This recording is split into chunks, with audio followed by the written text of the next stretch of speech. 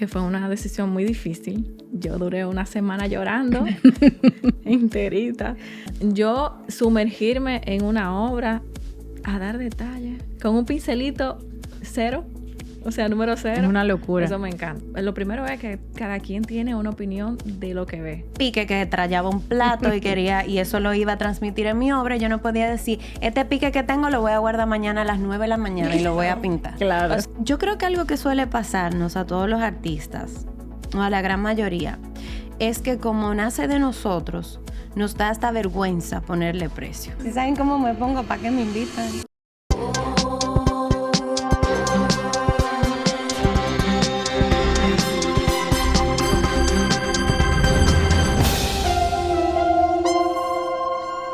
Bienvenidos a otro episodio de Hablemos de Arte. Este es tu podcast para hablar de arte sin barreras, sin pretensiones, sin vocabulario requete rebuscado. Y definitivamente queremos que sea, aunque usted me escuche solo a mí hoy, Junior y yo, queremos que este sea un espacio seguro para ti que quieres aprender o involucrarte en el mundo del arte. Como les dije, hoy no me acompaña Junior, mi co-host, pero es porque se está preparando para su concierto con la Sinfónica y estamos obviamente muy emocionados por él. Y me mandó todas las buenas energías y toda la buena vibra para que hoy conmigo escuchemos a estas dos jóvenes que, en mi opinión, son una gran promesa para la pintura dominicana. Son dos jóvenes que yo admiro muchísimo, dos jóvenes artistas, pintoras, que tienen dos estilos completamente distintos, pero que de muchas maneras se entrelazan. Así que hoy recibimos a Pamela Polanco y Aida Vázquez. Yarul. Aida Vázquez Yarul. Aida Vázquez Yarul. Bienvenidas. Hablemos de arte. Muchas gracias. Gracias. Qué emoción. Más linda. Claro, Ay. un honor estar aquí. Sí. Muchas gracias. Qué lindas. Para mí la verdad es que es un honor recibirlas. Yo, como acabo de decir en la introducción, aparte de que las admiro muchísimo como pintoras, me parece que ustedes están trazando están como marcando su huella con mucha fuerza. Cada una de ustedes tiene un estilo muy particular, tiene una corriente muy distinta y como les contaba, me parece que porque son jóvenes las dos, son mujeres y están dentro de esta nueva generación de la pintura dominicana, es muy importante seguirlas de cerca. Yo soy fiel creyente de que el artista no se sigue o no se le aplaude solamente cuando llega a los 40, 50 años o cuando ya vendió sus obras por algún monto súper carísimo, pero me parece que los artistas hay que seguirlos desde temprano, desde que están comenzando, que ya no es tanto el caso de ustedes, ya ustedes están dejando huella, pero sí son jóvenes y con mucha carrera por delante. Entonces, amén, que así sea. Ay, sí, amén, claro que sí. Yo quiero que comencemos por lo más básico. Quien sea que nos esté escuchando, que nos esté viendo, si no conoce su obra, ¿cómo ustedes describirían su obra a una persona sin necesariamente utilizar las palabras arte o pintura? Arrancamos conmigo. Claro. Ok, yo describiría mi obra como portal, como un portal, portales emocionales y pueden ser tanto portales inmersivos como portales también contemplativos y reflexivos. Qué lindo. Y entiendo exactamente por qué lo dices. Vamos a indagar un poquito más en eso, pero Pamela, cuéntame de tu arte. Yo siempre, bueno, cuando me refiero como a mis obras, yo le digo como que son pequeños mundos. En cada uno como que ahí pasa algo totalmente diferente, pero que se conecta mucho con lo que nosotros vivimos, con lo que cada uno pasa en el día a día, las emociones que uno siente, las situaciones que se le presentan, pequeños mundos que representan cada etapa. Qué lindo, claro. Y ustedes recuerdan ese momento en sus vidas donde ustedes quizá hacían arte, pero no sabían hacia dónde iban y algo, no sé si dentro de ustedes o si un estímulo externo les dijo como, es por aquí, esto es lo mío? Bueno, en mi caso, yo nací artista. Yo estoy segura de eso. Porque desde pequeñita lo mío siempre ha sido, yo me destacaba hasta dentro de mi curso. Desde pequeñita, hay que hacer un mural, lo hace Aida. Hay que hacer un dibujo, lo hace Aida. No, Aida, tú me puedes hacer mi dibujo, tú me puedes ayudar con la tarea, por favor. También crecí en una familia donde el arte era el día a día, con familia de artistas multidisciplinarios, pintores. El hermano de mi mamá es de todo, cantante de ópera, escultor, pintor, diseñador de interiores. ¿Quién es el hermano de tu mamá? Se llama Habib Yarul, pero él realmente es una persona que desde muy pequeña me inculcó el amor al arte, la pasión por la historia del arte, la sensibilidad artística. Y entonces yo siempre supe que lo mío era arte. Yo sentía que cuando yo hacía otra cosa más normal, como... Yo creo que eso le pasa a todo el mundo. Sí, exacto. Como algo más normal, como Claro. lo que la gente... O a veces todavía hay un estigma en la sociedad de que el que estudia arte o solo es artista es como, wow, qué alternativo. Pero es algo que a veces no es una decisión, es simplemente que es lo que tú eres. Entonces, el arte, al ser parte de mí, salía de mil y una formas y de diferentes maneras. Incluso yo estudié por un tiempito actuación, cogía clase de pintura de chiquita. Nunca lo estudié de una forma formal, sino que siempre lo hacía a forma como de... Como hobbies. Ajá, como hobbies y como que no es de esto que yo voy a vivir para nada, Claro. pero por el estigma. Pero siempre que yo hacía otra cosa profesionalmente, yo estaba vacía. Y entonces yo decía, ok, o sea, Me pasaba igualito. yo soy artista. No me siento plena. Y ahora te puedo decir que sí.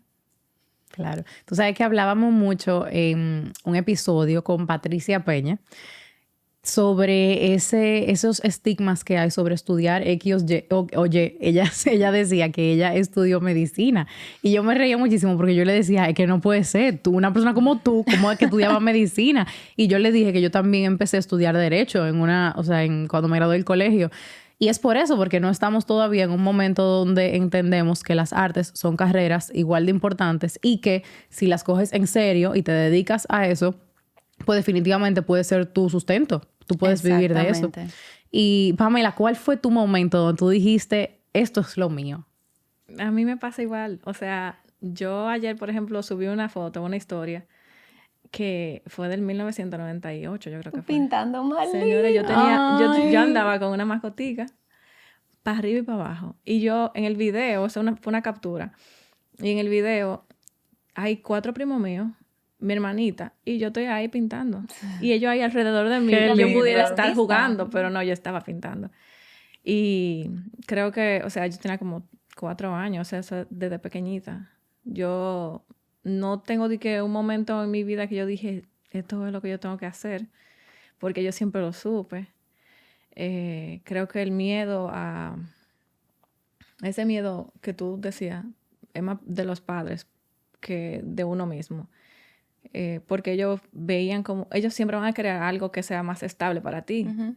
Y el arte como que no se veía como una carrera que ofrecía esa estabilidad.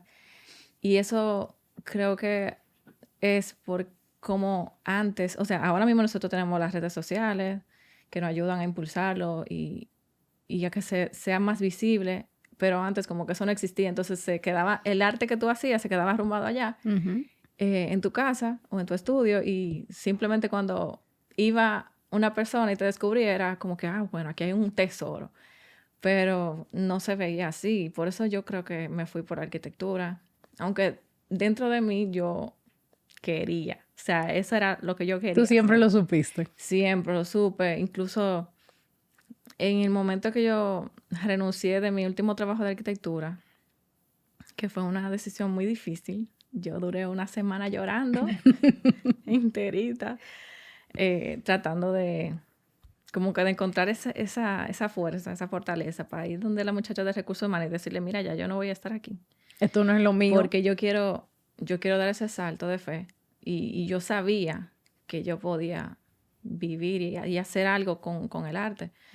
Entonces, como que yo siempre lo supe. Claro. Mira, y sumando a eso que dice Pamela, me llama mucho la atención el hecho de que en las obras de Pamela, tú estudiaste arquitectura y tus obras tienen detalles completamente arquitectónicos, Sí. o sea, con Completamente. una perfección y es una Sí. cosa impecable. Entonces, siempre la carrera de base Se sale, ve, sí. porque por ejemplo en mi caso yo soy psicóloga y mi obra es completamente emocional y entonces es algo Lo que mío yo como más veo, estructurado, más hay más organizado, estructura y el más... mío más... Ajá, Claro, más y tú caos. sabes que yo siento que no solamente pasa como con tus carreras de base o con la carrera de base o cualquiera que fue tu preparación, pero siento que pasa con absolutamente todo en la vida. O sea, yo puedo decir que todo lo que yo he hecho me ha ayudado a yo hacer las cosas que continúo haciendo. O sea que obviamente la pintura, como es una extensión del artista, o sea, Dejan huella, todo lo que uno claro, vive. claro. Entonces, ¿cómo la pintura no va a ser, de cierta forma, independientemente del mensaje que tú quieras comunicar, una extensión tuya? Exacto. Va a ser siempre algo tuyo. Entonces, quiero hablar un poquito, porque ambos de sus estilos No somos son... yin y yang. O sea, Sí. Pero tú sabes por qué yo quería que ustedes se sentaran las dos juntas. Porque, como le mencionaba ahorita, ustedes son jóvenes, mujeres las dos, y aunque cada una tiene un estilo completamente distinto, de alguna forma u otra, si yo veo una obra de cada una de ustedes al lado de la otra, yo siento como que ellas se hablan. Claro, igual que ella y yo. Ella es mi pana. Y tú sabes qué, yo no sé, mira, yo no sé si es porque el surrealismo de Pamela es un surrealismo que, como bien tú dices, es muy estructurado de cierta forma, ¿verdad? Pero al mismo tiempo tú la ves y no hay otra forma de verla que no sea como una obra surrealista, pero comunica mucho, o sea, es una obra densa, pero comunica mucho y me gusta que es muy colorida. Yo no sé si es percepción mía, pero yo siento que el artista surrealista, como a través de la historia, no tiende a tener tanta vida. No. No sé si me doy a entender, ¿verdad? Creo que eso tiene mucho que ver incluso, no necesariamente en el expresionismo y en la abstracción, sino un poquito más para atrás, en el arte en general. Si tú lo notas, era un poquito más apagado. Tal vez como, no sé si tendencia de la época. Puede ser, Y ahora perfectamente. sí noto eso que tú dices, de los artistas contemporáneos. Son artistas que a veces son muchísimo más brillantes en cuanto a los tonos y decisiones cromáticas al momento de crear. Claro. Entonces, quiero que hablemos cómo ustedes encuentran esos estilos y esos vehículos? O sea, ¿por qué tú decidiste un día, bueno, mira, yo voy a pintar encaramándome en esta silla y tirando ¿Por qué así y no de otra forma? O sea, ¿por qué nace como nace y por qué te sientes cómoda con ese estilo que tú elegiste? Mira, me encanta esa pregunta. Me encanta, porque realmente yo no empecé así. Desde muy pequeñita, como yo te dije, yo dibujaba y lo que dibujaba era lo que veía, el realismo. Yo tengo una fascinación por el detalle. Cosas que tal vez otras personas pasan por alto, yo no las paso por alto. Por ejemplo, para mí yo estoy viendo ese vaso y yo ahora mismo lo puedo pintar y no se me va a olvidar que el vaso de Pamela no tiene la marca del pintalabios y el mío sí. Eso es un detalle que yo no puedo obviar. Entonces, desde pequeñita yo siempre me enfocaba en eso, en los detalles y en todo. ¿Qué pasa? Con el tiempo, especialmente durante pandemia, yo empecé a hacer un viaje como que introspectivo, en el cual yo empecé a notar esos detalles, esos mismos detalles, pero dentro de mí, dentro de lo que pasaba en mi mundo interior. Y aunque yo me considero que bueno, empecé en el arte realista, o sea, en el realismo, encontré la libertad en la abstracción y encontré mi plenitud en la abstracción. La primera vez que lo hice en pandemias, yo agarro un canvas de Ikea viejo que estaba ahí, no teníamos materiales.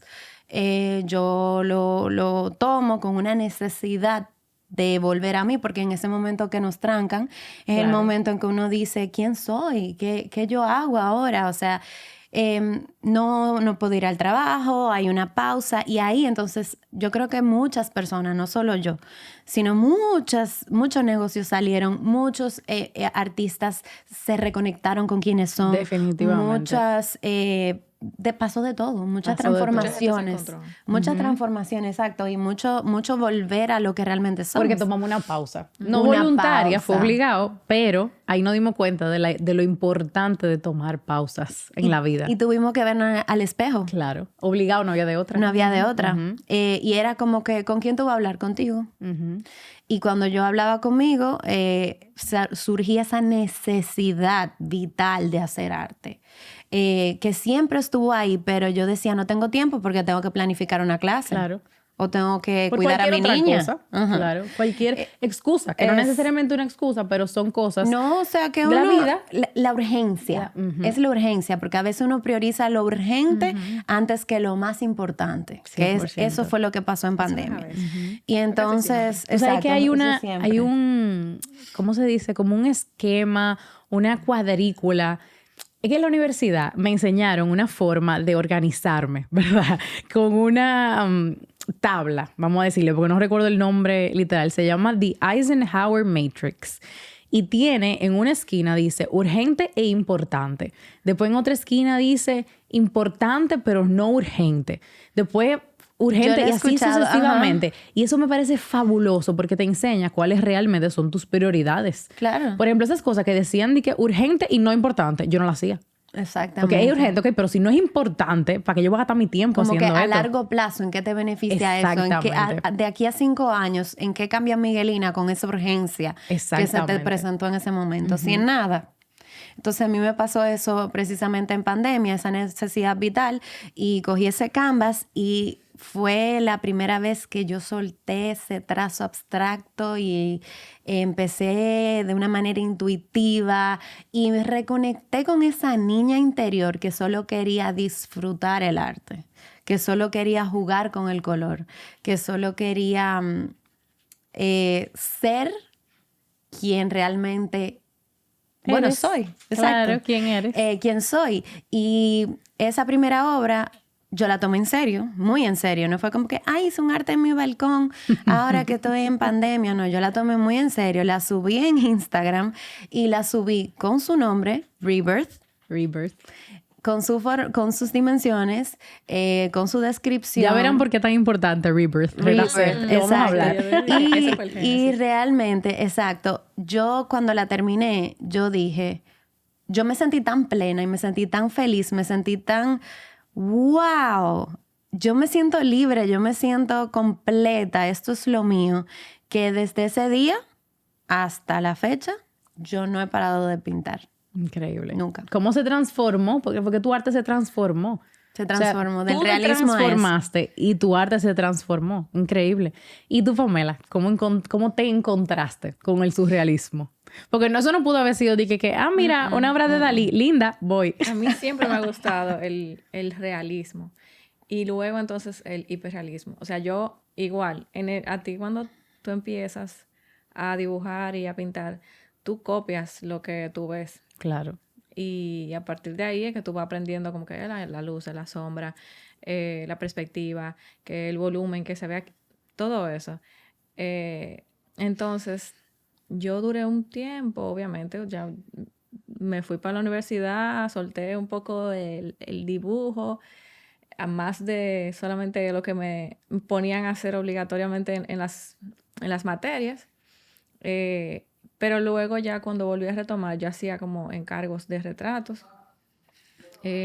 También me puse como que a hacer arte botánico. Yo hacía flores, tomaba fotos en viveros y eso lo dibujaba como para afinar el realismo.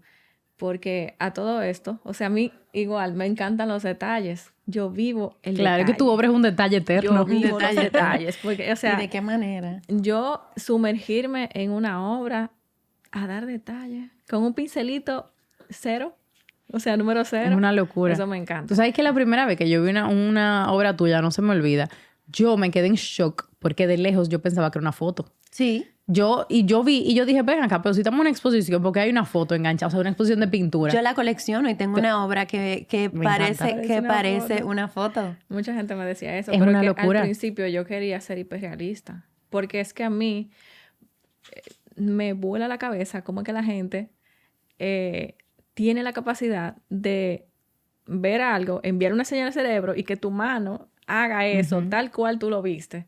Y que se vea tridimensional, como, o sea, que tú quieres entrar a la obra. Entonces... Wow, así mismo que se siente. Perdón que te interrumpa. Sí. Es que yo, literalmente, cuando vi esa primera obra, no recuerdo cómo se llama, pero te la puedo describir. Eso, o sea, tenía el fondo azul, ¿no? ¿Verdad? Y adelante tenía una figura que es como 2 esferas. Y la de abajo es como hueca. Y se conecta como una de la otra. Tiene una flor adentro de la El fondo esfera. era Creo que yo sé cuál es. Ajá. Chuza. Puede ser, sí. No me acuerdo La del flor es nombre. rosada. Sí, Yo sé cuál es. sí. Por el fondo era azul. Sí, era azul, O sea, bebé. somos fans de Ticket. Era azul bebé. Y te digo que no se me olvida porque yo decía, wow, es que es tan real que aparte que parece una foto, me dan ganas como de yo estar ahí adentro. Eso Como es lo que que me gusta. es como un sentimiento como Eso es de lo que yo quiero me gusta vivir en ese provocar. mundo. Tú sabes que hay un corto de Disney que está inspirado en la obra de Dalí. Y lo hicieron por ese mismo deseo que tenía el espectador de cuando decía, wow, yo quiero estar ahí adentro. Y me pareció maravilloso porque es literalmente, o sea, ustedes ambas, en su forma cada una, tienen la capacidad de transportar a una persona a otro mundo. Es una habilidad espectacular, pero perdón, continúa, que Pequeños te mundos. interrumpí. Exacto. Entonces, bueno, sí. A mí me encantaba el hiperrealismo. Yo era loca con C.J. Henry. Me encanta C.J. Henry. La Sí, amamos. la amo. Todas. Me encanta esa capacidad que tiene, o sea, la gente de hacer eso. Entonces, como que empecé por ahí. Hice una primera serie que se llamaba Odisea, que eran unos rostros con flores y otros elementos. Se veían muy realistas. Pero luego como que yo dije, ok, y ahora, o sea, ¿cómo yo puedo hacer que sea algo más interesante, que me provoque como pensar que no solamente sea lo que está ahí y ya?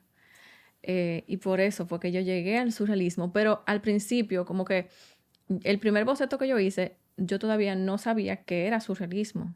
Yo empecé a hacer, perdón, esas obras que ya yo creo que esas fueron de la primera, más surrealistas, más estructuradas, más tirando como la arquitectura. Pero los rostros eran surrealistas. Sí, pero no eran tan geométricos. O sea, yo diría como que no eran como que abstractos. necesitaban una explicación tan... No Una una explicación tan profunda. profunda. No, porque sí la tienen. Sí la tienen. Y tienen mucha lectura, en mi opinión.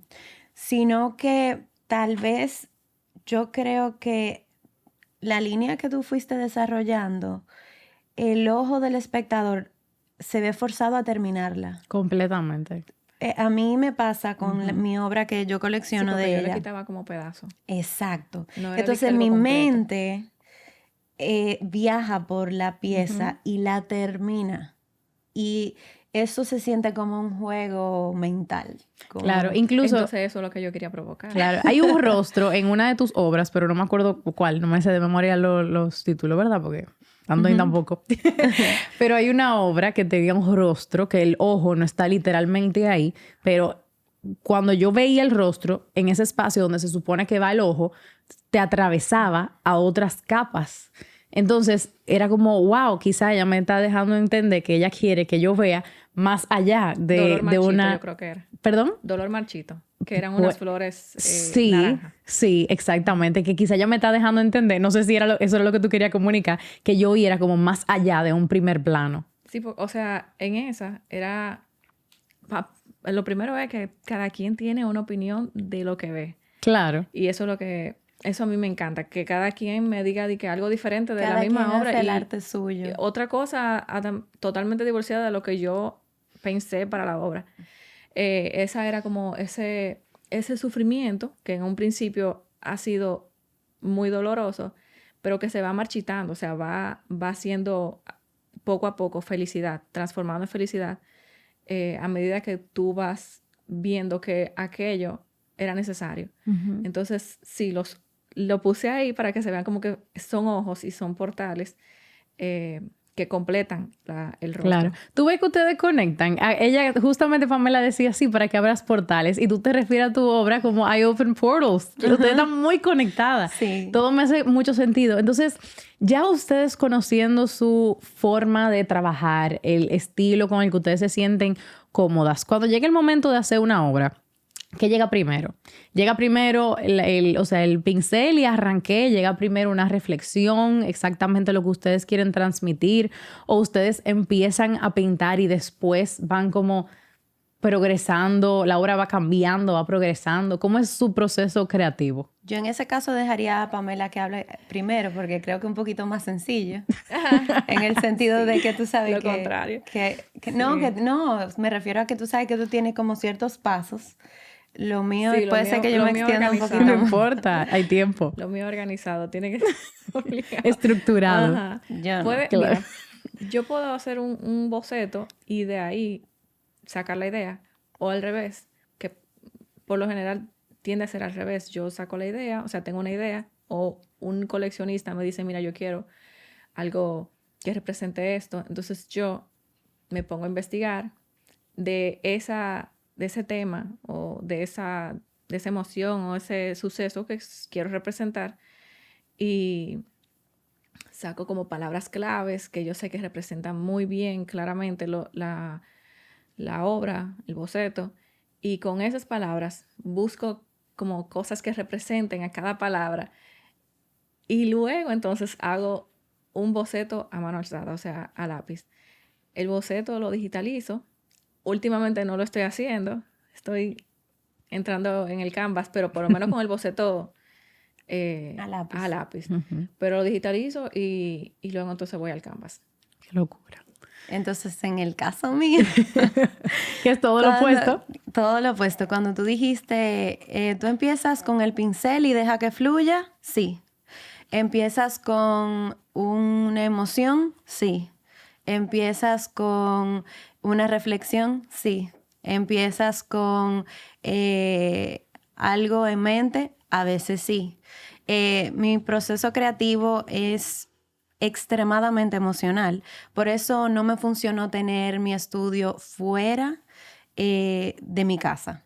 ¿Por qué? Porque vamos a suponer, yo cogí un pique que trayaba un plato y eso lo iba a transmitir en mi obra. Yo no podía decir, este pique que tengo lo voy a guardar mañana a las 9 de la mañana y lo voy a pintar. Claro. O sea, lo voy a expresar. Yo no puedo. Yo de camino. Ajá, de camino ya se me fue el pique. Claro. O, ay, qué lindo ese perrito, o lo que sea. No, o que sea, a mí siempre eso me llamó la atención porque hay muchísima gente que dice, bueno, pero ¿y cuando te llega la inspiración? Y yo, bueno, pero espérate, la inspiración tú no le puedes poner hora porque tú te vas a sentar en el taller a trabajar a las 2, pero ¿y si no hay inspiración a las 2? Yo a las 3 de la mañana tuve un sueño y eso fue lo que hice en el Canvas. Exacto, claro. Entonces, a mí me pasa que al ser mi trabajo abstracto y también al ser realmente... yo no hago bocetos, a diferencia de ella. Yo no trabajo con bocetos. Yo siento que mi trabajo capta mucho lo que es la energía. Me identifico mucho con Kandinsky, de que el arte en sí es vibración. Entonces, yo digo que cuando yo hago mi obra, mi estado emocional puede ser tan reflexivo o tan intenso o tan visceral o tan triste, tan ansioso, que la primera vez que yo lo capto, como psicóloga al fin también, yo digo, ese es. O sea, yo no puedo decir, Miguel, por favor hazme te voy a poner a hacer un dibujito como un ejercicio para ver tus emociones de un árbol. Tú me lo haces. Y luego yo te digo, lo entendí, lo que le pasa a Miguel, o wow, hámelo de nuevo ahora. Es el de verdad, claro. El que tú hagas de nuevo. En mi caso, al ser completamente vibracional y ser completamente emocional, yo siento que el lienzo capta esas emociones o el soporte, porque también es en dibujo, puede ser en cualquier tipo de soporte que yo esté trabajando. Ese dibujo o esa obra es la obra. Porque ahí quedó lo que me pasó ahí. En el momento. Y es irrepetible. O sea, ¿qué es lo que no me pasaba cuando yo hacía el realismo? Cuando yo hacía el realismo, yo volvía a esa pieza, pero desde otro estado emocional. Volvía a esa pieza desde otro ánimo. Y yo sentía que aunque quedaba completamente estético y quedaba completamente lo que yo veía, no te podía decir de una manera como que, ok, este es un momento mío visceral que yo te puedo decir. Es como si me hubieran tomado una fotografía interna de lo que no se puede ver.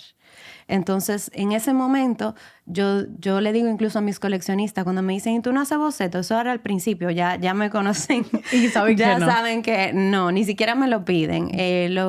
Yo puedo trabajar en base a qué te gustaría sentir. Me gusta conocerlos. Me gusta crear una relación, una conexión incluso emocional con mis coleccionistas que se han vuelto amigos, casi todo, una gran red, una gran familia, porque me gusta, mi obra es un matrimonio entre la psicología y el arte. Entonces, ese estado emocional y esa empatía, ese rapport entre mi coleccionista y yo es sumamente importante al momento de que me pidan una obra comisionada, porque yo trato entonces de sumergirme en esas emociones que ellos quieren o que ellos buscan para sus espacios, o no solo para sus espacios, sino para sus vidas, para convivir con eso. Y trabajo entonces en base a eso. Y puedo pedirle tal vez un poquito de decir, dime un color que tú odies con todo tu corazón y trato de no incluirlo. O un color que ames y por qué. Pido obras de referencia. Aida, yo le digo, por ejemplo, yo quiero Aida y yo le pregunto, ¿por qué? Porque... O me mandan dos parecidos. Yo le digo, ¿por qué que tuve en este y que tuve en otro? Y me dicen cosas completamente distintas a lo que yo estaba viendo. Entonces ahí yo lo conozco a ellos. Yo me estaba fijando tal vez en algo cromático. Ellos estaban enfocando en el movimiento. Ellos estaban enfocando en un punto focal en específico. Hay algo ahí distinto que lo estaba llamando la atención. Juntos llegamos a ese punto donde vemos, y ellos mismos se entienden incluso mejor como coleccionistas. Y entonces, por eso te digo, mi proceso es muy híbrido, como una de mis obras madre que se llama así Hybrid. Claro, incluso yo creo que ese proceso es sumamente íntimo también, porque independientemente de si uno es coleccionista o una persona que está comprando su obra por primera vez, la relación que tú tienes que desarrollar con ese cliente para una obra que sea, o sea, mandada a hacer, no que sea algo que ya tú tengas hecho, para que se logre lo que tu obra comunica, tiene que suceder esa relación natural. Porque si no, en mi opinión, no, tu proceso no va a ser tu proceso. Incluso a mí me pasa muchísimo que le paso por enfrente a una obra, ¿verdad? Y digo, como que me abrumé. Y soy, o sea, yo conecto muy fácil con los colores, con las formas, con cómo están hechas y presentadas cualquier cuadro, cualquier pintura, cualquiera. Y, o sea, hay objetos que me parecen que están muy cargados y me afecta. Hay gente que dice, no, es ¿cómo que tú te afecta de lo que está ahí en el cuadro? Eso es la sensibilidad artística. Esa emoción, esa sensibilidad, no lo entiende más que el que lo siente. El artista. O una persona que tenga como mucha sensibilidad, ¿verdad? Y que es una persona que quiera ser coleccionista, o alguien que esté comprando una obra. Exacto, pero porque es que yo pienso que todos al final somos artistas. Lo que pasa es que estamos más en toque con eso o no. Claro. Pero sí, al 100% yo pienso que todos somos artistas, porque realmente es una necesidad vital del ser humano. El niño, ¿qué es lo primero que hace? Claro, pintar. Claro. Eso es algo, es una necesidad.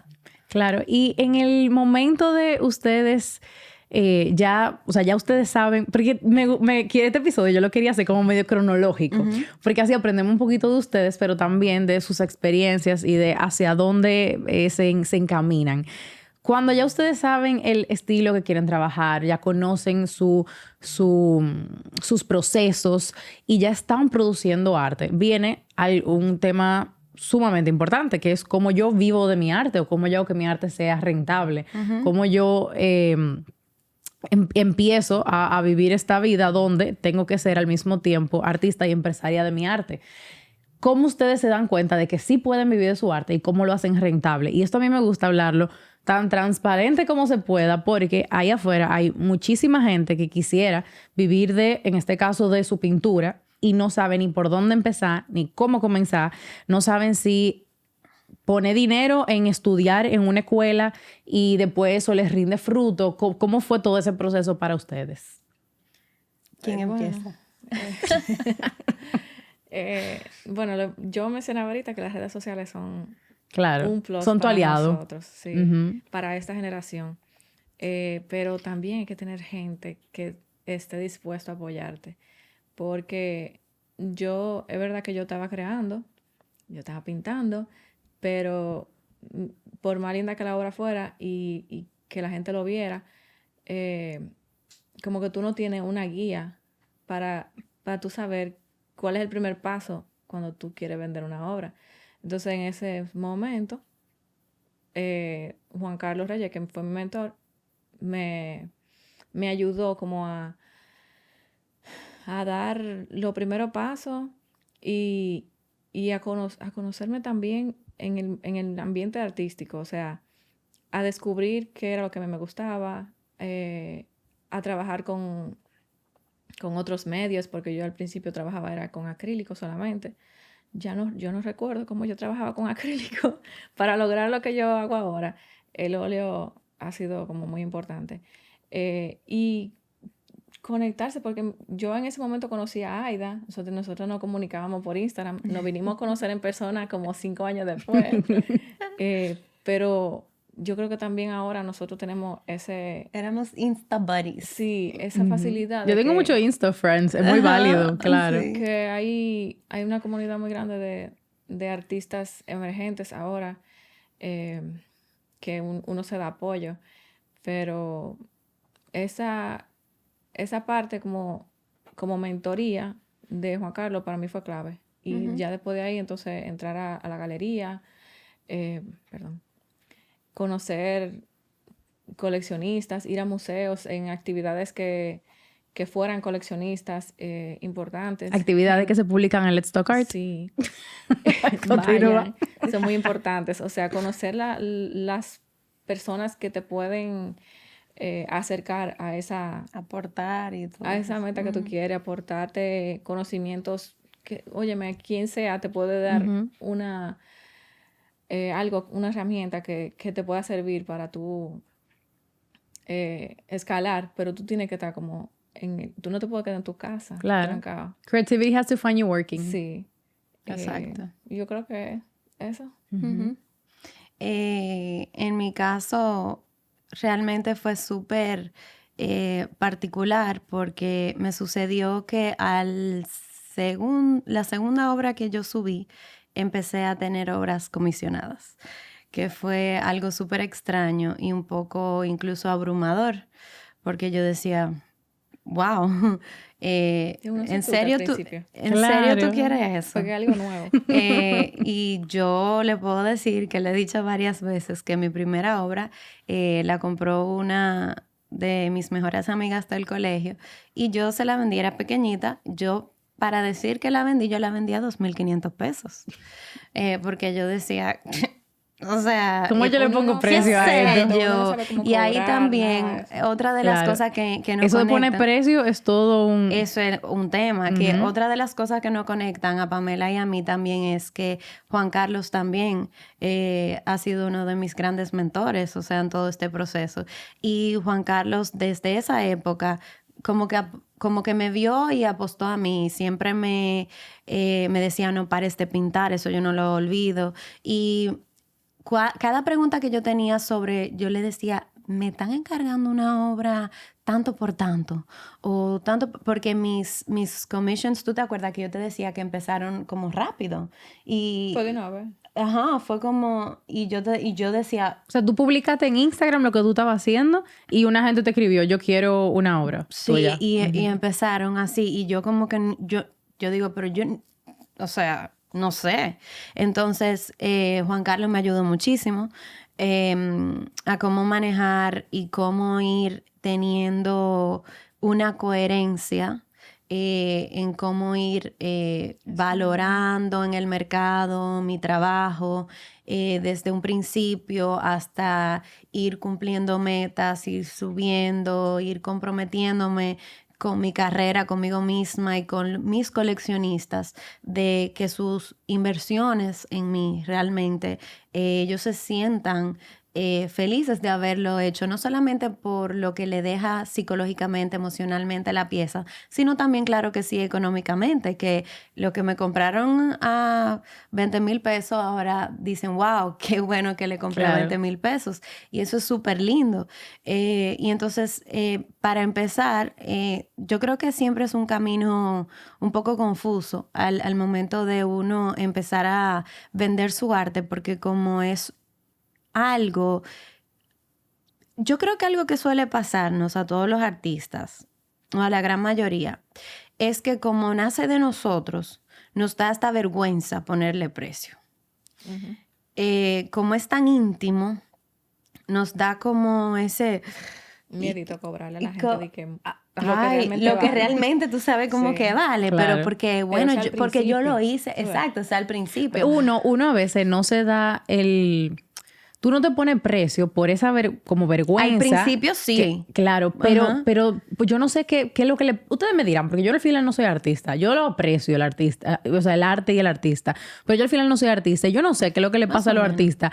Que le cuesta muchísimo reconocer lo que le costó hacer esa pieza, ese arte. Te digo algo, yo creo que tiene que ver con el disfrute. Yeah. Cuando uno disfruta tanto lo que uno hace... es como decir, te voy a cobrar por ir a gozar tu casa. ¿Entiendes? O sea, eso es en parte una de las cosas que yo lo veo. O sea, es tanto lo que uno disfruta hacer la pieza, por lo menos en mi caso, que a veces es como decir, en el principio, me reitero, uno dice, wow, no sé, porque yo lo que disfruté tanto haciendo esto, pero luego las cosas van tomando otro matiz. La carrera de uno se va desarrollando, va tomando otro perfil, vamos subiendo escalones importantes y junto a esos escalones importantes también ya uno se va empoderando de su voz artística y entendiendo de que uno pone mucho valor a la mesa, no solo a nivel de que lo disfruto y que el otro lo disfrute, sino también que somos aportadores a la cultura dominicana, que estamos haciendo patrimonio cultural, que nosotros no solamente somos playa, sino también somos arte. Y cómo podemos ser arte si no es a través de nosotros los artistas, que no es solamente a través de los artistas muertos, sino que somos arte vivo. Y que es el que está comprando, porque el muerto no necesita el dinero. Exacto. Para seguir trabajando. Y más que eso es también ese sentimiento de decir, si yo valoro el arte, yo tengo que valorar mi trabajo, porque mi trabajo es tan importante como es el de cualquier otro artista, sin importar el renombre o la fama que tenga o que haya muerto hace 100 años, porque realmente en su momento ese artista también tuvo dudas, ese artista también se confundió, ese artista también sintió inseguridad, porque todos somos humanos. Y el artista que me diga que nunca se ha sentido inseguro, yo cuestiono su trabajo realmente. Claro. Pero mira, completamente. tú dijiste lo de que los artistas que ya no están son los que realmente tienen un precio elevado. Y yo creo que el miedo y la vergüenza en ese momento es por ese pensamiento que uno tiene de que son esos las obras que valen, son esas las en obras el pasado, ajá, cuando exacto, uno empieza, claro. uno piensa así. porque que uno tiene esa concepción ahí, social, o sea, Exacto. Y la gente te dice, ¿cómo tú vas a cobrar tanto dinero por eso? Sí, si tal tú vez. hiciste algo, o sea, tú lo hiciste en 2 días o en una semana, ¿cómo tú vas a cobrar tanto Pero dinero por en mi eso? caso, por ejemplo, yo empecé muy paulatino. Los precios fueron, o sea, fue algo que fue como subiendo poco a poco, a medida que el mercado también lo demandaba. Y a medida que había más demanda del mercado, yo me sentía un poquito más ya con confianza de ya no titubear y empezar poco a poco a verme con los ojos de que me estaban viendo los demás. Incluso mi esposo me veía primero que yo. Entonces, el mismo Juan Carlos, diferentes mentores, o sea, que me veían con unos ojos que yo todavía no había visto, porque yo seguía en el fondo siendo la misma niña que siempre fue artista, que siempre fue artista. Entonces, así fue ese inicio. Y sí creo que, si tú me repites, hay una parte que se me está olvidando de la pregunta, que no quiero que se me olvide. La pregunta que tú acabas de hacer. O sea, la última. De esa de la que estamos hablando. Hay una parte que tú dijiste de cómo fue el proceso de iniciar, de cómo de poner bueno, sí, exacto, eran como varias cositas. Primero era como qué tan importante era tu educación, tu preparación en ese poner precio de tu obra. Exacto. Esa es otra cosa. Cómo tú le pones precio, cómo tú empiezas a tomar esa decisión de ya llegó el momento donde yo puedo vivir de mi arte. Eso era. Ok. Eso era. Es que no estaba apuntada, fue en mi cabeza. Sí, no, exacto. Sí, Señores, no, pero yo hago unas guías de episodio y hay veces que yo me dejo llevar de la conversación y me olvido de eso. Está bien, porque así que fluimos. Pero Claro. fíjate que fue súper importante porque tomar la decisión de, por ejemplo, de dejar un trabajo estable. Yo fui maestra por 12 años y yo dejar mi trabajo de maestra por 12 años con un sueldo estable, una seguridad estable por el arte, no es fácil. Pero a mí me pasó que yo por un tiempo fui llevando las dos cosas y llegó un punto en que yo me di cuenta que yo estaba viviendo del arte. Y mi salario yo lo usaba para hasta comprar materiales para mi arte. Entonces yo dije, tomando el tiempo que este horario laboral me está tomando y yo lo estoy usando para mi salario para comprar los materiales y realmente estoy viviendo de mi arte, la decisión fue muchísimo más fácil para mí en ese sentido. Y siempre soy honesta y abierta con eso, porque no es fácil, no es tan sencillo como decirle a un artista ahora, decir, déjalo todo por el arte. No es tan fácil. No, y uno quiere sentir esa seguridad que hablabas. Y me atrevo a decir que en un país como el de nosotros, donde los servicios públicos no te garantizan cierta, pues, sustentabilidad, uno sin un sueldo fijo es difícil. Sí. Entonces, lanzate al arte, que ya de por sí es un mercado volátil, en un país donde no hay costumbre de comprar, sobre todo pintura, que un es nicho limitado, o sea, claro, hay con un circuito limitado. Nicho completamente, pues obviamente es como un salto al vacío. Exactamente, de ahí salió mi serie The Great Escape, que Me te encanta. comentaba anteriormente. Tú lo hiciste, tú tenías las dos cosas juntas. Sí. Yo di el salto, pero porque yo tenía a mi esposo. Que te dijo, da el salto. Sí, porque que yo estaba de que yo quiero darle la oportunidad al arte, le quiero dar la oportunidad al arte. ¿Renuncio o no renuncio? ¿Qué hago? Y el muchacha toma la decisión. Sí, no, yo te voy a apoyar como sea. ¿Tú quieres ser arquitecta? Pues, ok, sigue siendo arquitectura. Shout out to Jaime. Pero tú quieres ser artista. Vamos a darle ¡Bravo! al arte. Entonces, Parejas así. Sí. Jaime y Esteban, shout out. Sí. Ellos son otro fan. No, señores, paréntesis. Yo he estado en exposiciones de ambas y he visto a sus maridos, ambos, disfrutar de su éxito como si fuera de ellos. Y eso la verdad es que es un privilegio y eso es una belleza de ver, porque obviamente estamos acostumbrados, o quizá un poco más acostumbrados a, por ejemplo, verlo de parte de mentores, que ustedes tienen mentores, o verlo de parte de un profesor o de una mamá, un papá.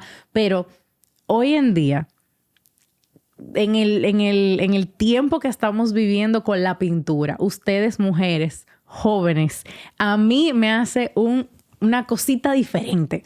O sea, me gusta ver cómo, porque ambos hombres toman de su tiempo y de su espacio y de su cariño para dedicarles a ustedes y verlas brillar es algo que en esta sociedad, en nuestra pintura, a mí me hace como un tilín diferente. Sí, claro.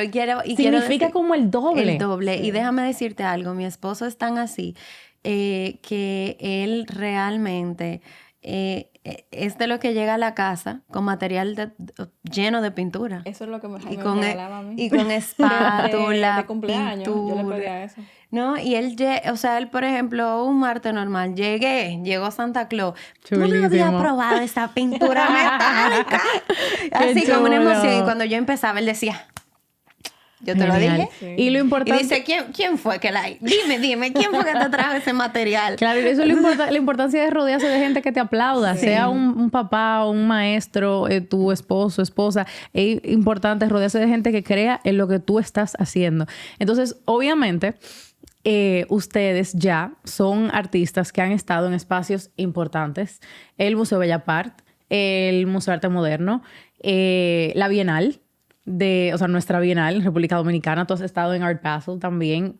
Cuéntenme cómo ha sido llegar a plataformas que sirven de catapulta para su arte.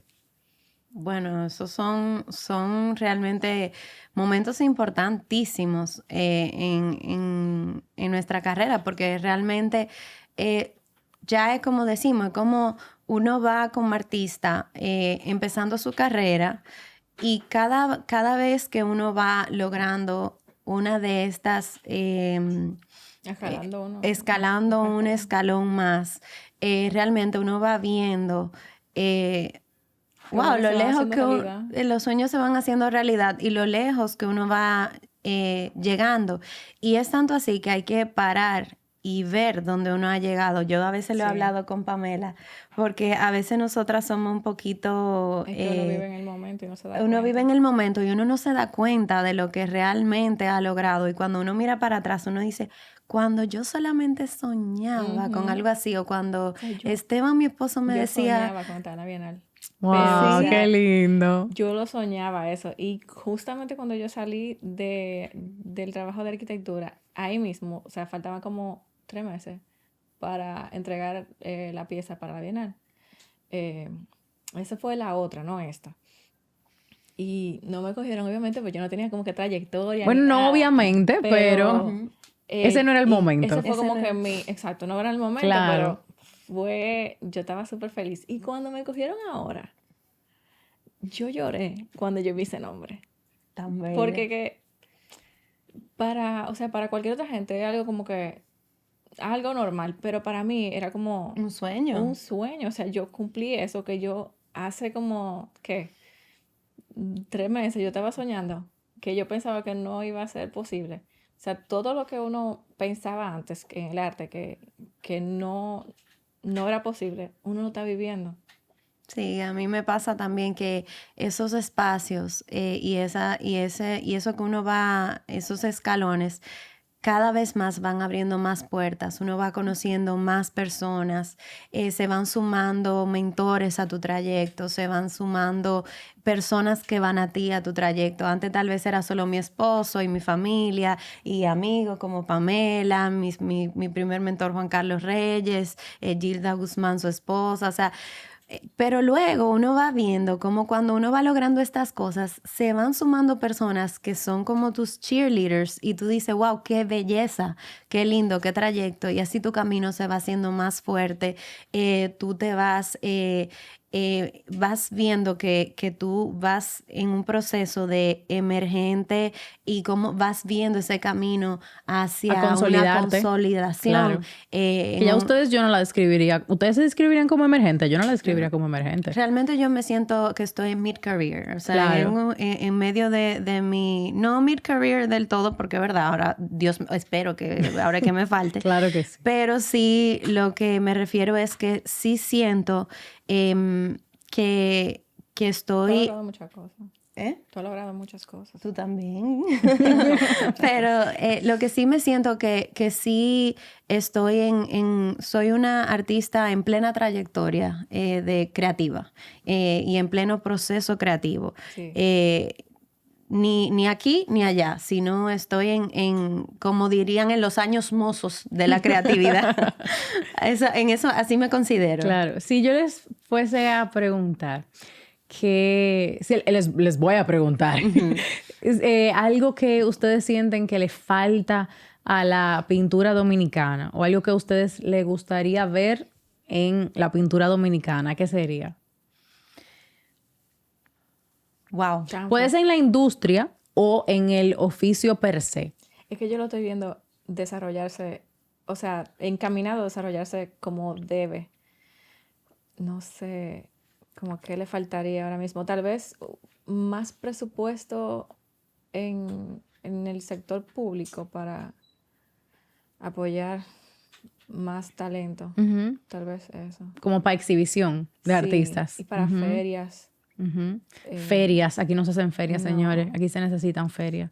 En Meca hubo una vez. Pero... Meca fue solamente una vez, sí. Bueno, se hace la Bienal, pero solo la Bienal. En mi caso, yo creo que yo veo y siento que hace falta más empuje internacional a nuestros artistas. También. Siento que dentro de nuestro nicho cultural y artístico, se le suele poner un tope al artista hacia dónde puede llegar, y si uno no se va afuera o si uno no desarrolla su carrera afuera, hay un tope. Que no debe ser así, porque realmente los coleccionistas que dan los precios que vale una obra afuera, aquí lo pueden dar por artistas que están aquí. No es necesario lograrlo en Londres, en Dubái, en Nueva York, para que un artista dominicano sea reconocido o sea impulsado internacionalmente como orgullo y patrimonio cultural y nacional. Entiendo que a veces el artista tiene que abrir un poco su propio camino en ese sentido.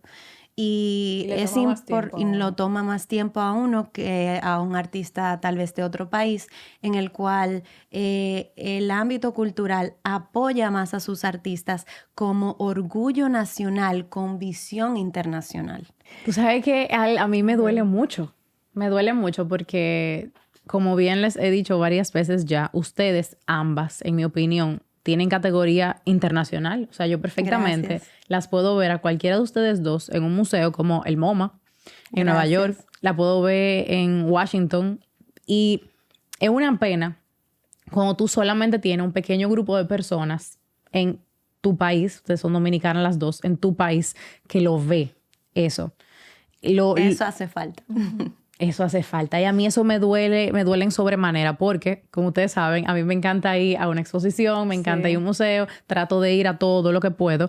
Y cuando uno va y se expone ante todo el talento que hay, tú dices, bueno, ok, está bien, estamos aquí, en este museo, en esta exposición, pero ¿de aquí para dónde? Te digo algo, en República Dominicana hay talento. En República Dominicana hay talento de más. El dominicano...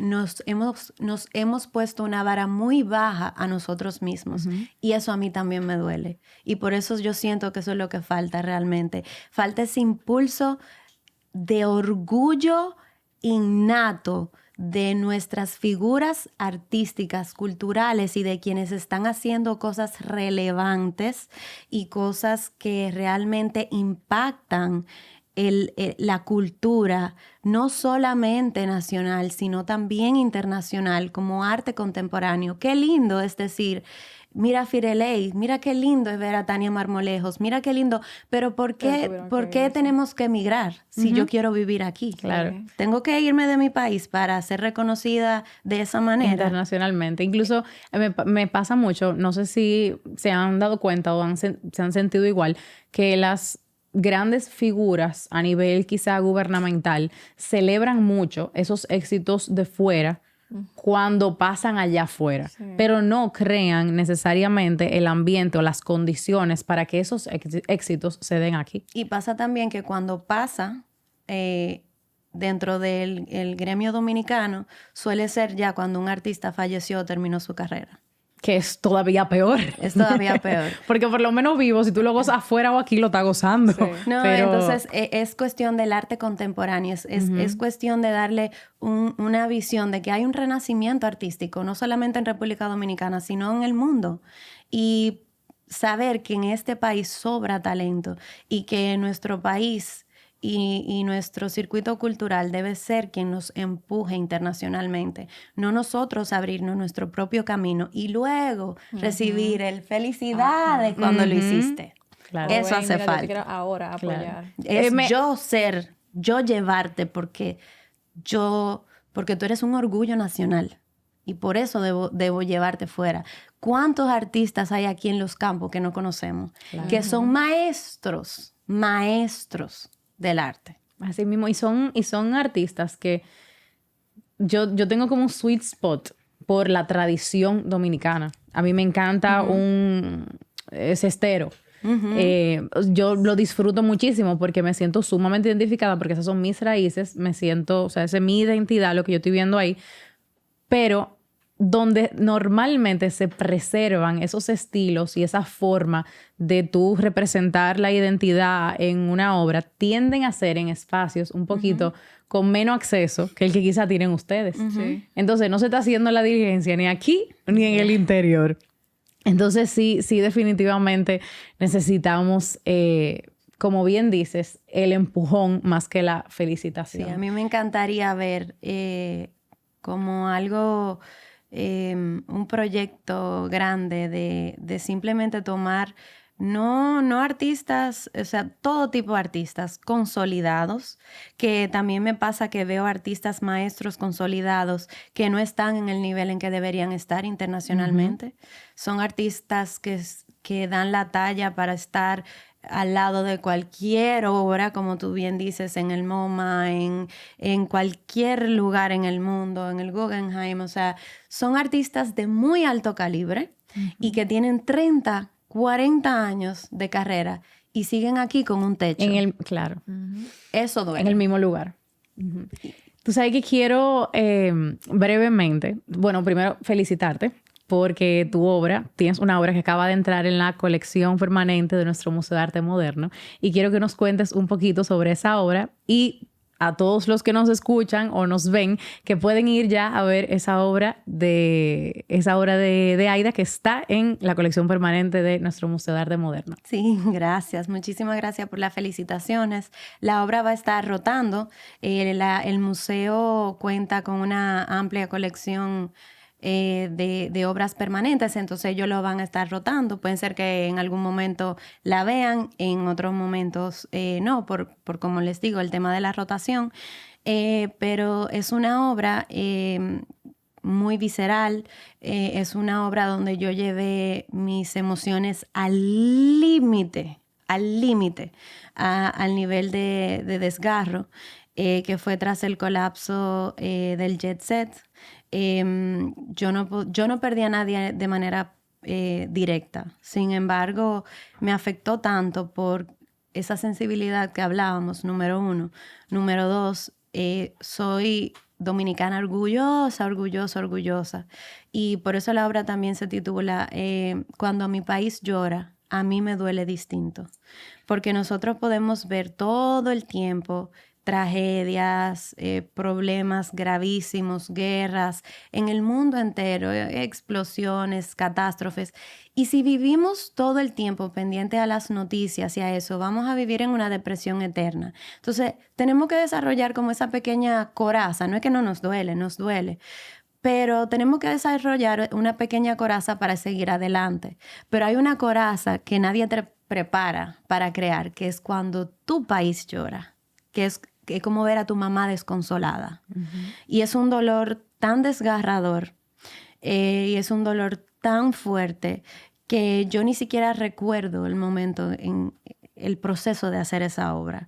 Fue tras una pesadilla que fue luego del el funeral masivo que hubo en Jaina. Yo recuerdo que yo soñé que yo entré como a un funeral a cumplir con alguien y que yo contaba ataúdes uno detrás de otro, y yo lo llevaba con un conteo como contando X, como 1, 2, 3, 4, 5, y yo llegué al número 26 y me desperté espantada, con el corazón acelerado, me eché agua, dije, Dios mío, qué cosa más horrible, gracias a Dios que fue un sueño, y después yo dije, no fue un sueño, fue realidad.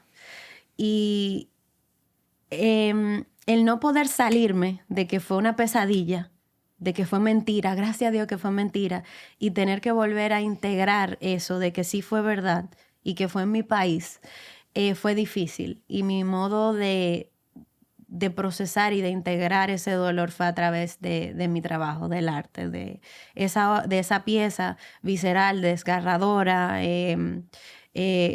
fuerte, que pueden verla, que hace un contraste fuerte con lo que suelen ser mis obras, más armónicas, pacíficas, reflexivas, meditativas, pero es precisamente por ese estado emocional tan desgarrador en el cual yo me encontré en ese momento.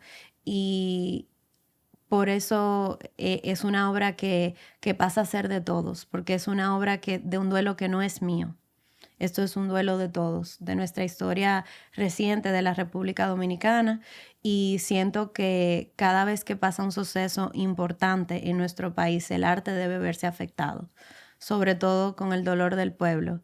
Y a mí no me pasó desapercibido y mi arte lo captó y realmente estará disponible para honrar el dolor de todos nosotros los dominicanos. Fue expuesta en el Consulado Dominicano en Miami también, para honrar el dolor de la diáspora dominicana, que también sufrió mucho y perdieron muchas personas. Y al retornar del Consulado Dominicano en Miami, pues encontró su hogar final en el Museo del Arte Moderno. A mí me parece maravilloso. No quisiera usar esa palabra, pero me parece la perfecta y la adecuada. El poder que tienes, tu artista y tu arte, de plasmar una emoción tan fuerte, tan delicada, algo que hace que, como bien dices, no solamente una persona, pero todo el país se vuelva tan vulnerable. Es una emoción colectiva, no es nada individual. Y el arte está para eso, como el mismo el arte está para gozar y está para disfrutar y para reflejar toda esa emoción y felicidad. Pues el arte también está para acompañarnos en momentos difíciles. Y a veces también incluso para inquietarnos. Por eso, dentro de la pregunta que me hicieron en la dinámica que hicimos, era arte, creo que era arte como bonito o arte incómodo. Y yo dije ambas, porque el tema es que el arte es vida y la vida lo tiene todo. Uh-huh. Y el arte lo tiene que tener todo. Qué lindo. Así mismo es. Bueno, chicas, vamos a terminar con una dinámica súper breve. Quiero que me digan cada una cómo tú describirías el arte de Pamela y cómo Pamela tú describirías el arte de Aida. ¿Quién empieza? Dilo tú, la teacher. Empieza tú. ¿Yo? Ella dijo que empiece ella. Okay. Cualquiera, como ustedes prefieran. Bueno, yo soy fan del arte de Pamela, ella lo sabe. También la conozco muy bien, no solamente como artista, sino como persona. Tengo ese privilegio. Y yo describo el arte de Pamela como ella misma lo expresó, como pequeños mundos donde Pamela invita al espectador a conectar con una historia que no está realmente tan clara, y donde cada quien tiene que interpretarla a su manera y darle término a esa historia. También veo algo muy importante en el trabajo de Pamela, y es que veo que hay movimiento. Hay mucho movimiento. Incluso en los últimos, en el desarrollo de Pamela, como artista en sus diferentes etapas, he visto cómo ella hablaba de como los rostros con las flores, que son espectaculares y son obras con muchas lecturas, incluso psicológicas, muy profundas. Ahora, el tema del movimiento es algo que yo creo que te caracteriza muchísimo, porque yo veo que hay bolos, hay sogas, hay como estos, ¿cómo se dice? Tobogán, no es tobogán, ¿cómo se llama No, esto? pero Como los niveles, como que están ajá, ciertos. que los niveles, entonces la bolita que sube, pero tiene que caer por un huequito, pero así mismo hay algo que tú puedes ver que lo recoge y tal vez pasa por otro lado y sigue. Es Un mundo. es un mundo que te hace con la mirada seguirlo, imaginarlo y darle término, como a ese laberinto imaginario. Me gusta. Me encanta. Esa es mi lectura de ese Me trabajo. encanta. Sí, yo me siento a beber mi café por horas viendo mi cuadro. Entonces, ay, Aida. Aunque, o sea, no quiero decir que suene extraño, pero yo siento que tus obras son caos organizado. Porque todo ese caos interno que la gente lleva no tiene que ser o sea, de traumas, puede ser también como de sensibilidad y de tristeza, o puede ser de felicidad, pero todo eso, ella lo inyecta en una obra. Entonces, cada capa es una palabra, un lenguaje, como que cada capa te dice algo. Cada capa es un color diferente. Tú ves casitas, florecitas. Tú ves de todo en la obra de Aida. Como que tú nunca paras de encontrar elementos de ese caos interno de cada obra. Puede ser la obra más etérea. Hay una que es muy linda tuya que me encanta, que son colores como súper suaves. Estaban Sí, pero no el recuerdo el susurro nombre. del viento. Me encanta. Es un caos organizado. Pero en colores pasteles. Yo la describiría así. Me encanta. ¿Verdad? Pues chicas, gracias por acompañarme Gracias en a este ti. episodio. Gracias Ay, a ti, gracias a ustedes. yo me lo disfruté demasiado y pues no puedo esperar al próximo donde también Junior va a estar con nosotros y él va a adentrarse en esta conversación tan divertida que yo estoy segura que es solamente el comienzo. Así que muchas Claro que gracias. sí. Felices de estar aquí. Gracias a ti y a ustedes por tenernos. Qué lindas.